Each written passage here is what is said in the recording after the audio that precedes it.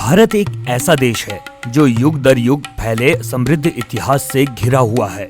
किले मूल रूप से दुश्मनों से रक्षा करने के लिए बनाए गए थे और आज तक भारत के किले मजबूती से खड़े हैं। इन्हीं की विरासत में से एक है ग्वालियर का किला। ये किला भारतीय उपमहाद्वीप में जाने जाने वाले हर मौसम, युद्ध और प्रेम की कहानी का गवाह है। काफी प्रसिद्ध कोट है, अगर आप तानसेन बनने का सपना देखते हैं तो एक बार ग्वालियर का किला जरूर देखें। ग्वालियर का किला एक पहाड़ी की चोटी पर स्थित है। भारत के सबसे अच्छे किलों में अपना स्थान पाता है। इसे देश के सबसे अभेद किलों में से एक माना जाता है। किले का इतिहास किसी को ठीक से पता नहीं लगता कि किले का निर्माण कब हुआ था, चूँकि सूरज सेन पाल 3री शताब्दी के हैं। ग्वालियर की एक आकर्षक कहानी है कि ग्वालिपा नाम के एक संत किले में भटकते हुए आए और राजा से मिले जो एक चर्म रोग से पीड़ित थे। जब ग्वालिपा ने उन्हें पवित्र तालाब, जिसे अब सूरज कुंड कहा जाता है, में डुबकी लगाने का सुझाव दिया तो राजा तुरंत ठीक हो गए और आभार में सूरज सेन ने ऋषि के नाम पर शहर का नाम ग्वालियर रखा। क्या ये मजेदार नहीं है कि ऐसा किला कब बनाया गया था? इसका कोई रिकॉर्ड नहीं है, लेकिन ग्वालिपा की कहानी अभी भी जीवित है। इस तरह भारत में अधिकांश आकर्षक प्राचीन कहानियां हवा में मंडराती रहती हैं। ग्वालियर के एक अभिलेख में 6ठी शताब्दी में हुड़ सम्राट मिहिर कुल के शासन काल में निर्मित एक सूर्य मंदिर का वर्णन है। 11वीं शताब्दी के बाद मुस्लिम वंशों ने कई बार किले पर हमले किए। विभिन्न शासकों द्वारा हमला किए जाने और शासन करने के बाद तोमर ने 1398 में किले पर कब्जा कर लिया। तोमरों में सबसे प्रसिद्ध मान सिंह थे। ग्वालियर किले ने मुगलों के शासन में एक संक्षिप्त अवधि देखी, जब तक कि मराठों ने इसे कब्जा नहीं कर लिया और जल्द ही इसे ईस्ट इंडिया कंपनी से खो दिया।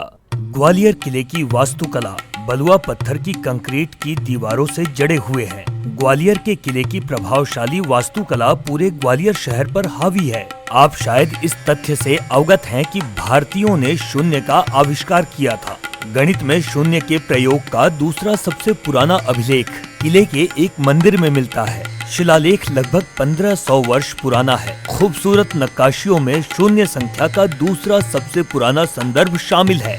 जैन मंदिर के साथ सिद्धांचल गुफाएं चट्टानों से निर्मित स्मारक हैं। वे किले में उरवई सड़क की ढलान की दोनों ओर उरवई घाटी के किनारे पर स्थित है।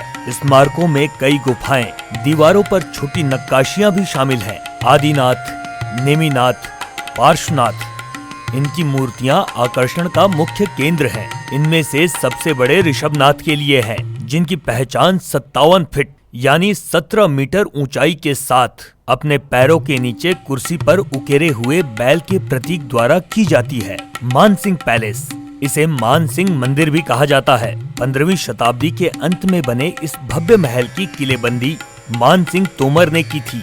वास्तुकला में इस चमत्कार में 2 भूमिगत मंजिलों के साथ 4 स्तर हैं और 2 जमीन के ऊपर हैं। सास बहु मंदिर, ग्वालियर में सास बहु मंदिर प्रसिद्ध मंदिर है, जो राजा महिपाल द्वारा भगवान विष्णु को समर्पित है। भगवान विष्णु को सहस्त्र बाहु के नाम से भी जाना जाता है, लेकिन धीरे धीरे नाम सास बहु मंदिर में बदल गया। शायद गलत उच्चारण या गलत व्याख्या के कारण। ग्वालियर किले के अंदर अन्य स्मारक, गुर्जरी महल, 80 खंबा की बावड़ी, तेली का मंदिर। आइए अब ले चलते हैं 1857 के स्वतंत्रता संग्राम में, जब रानी लक्ष्मीबाई झांसी से कालपी होते हुए रानी लक्ष्मीबाई दूसरे विद्रोहियों के साथ ग्वालियर आ गई थी।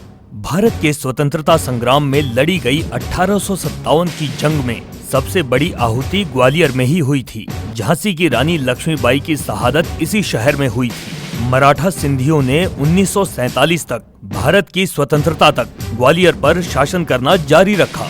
कुछ इस प्रकार रहा है ग्वालियर का इतिहास।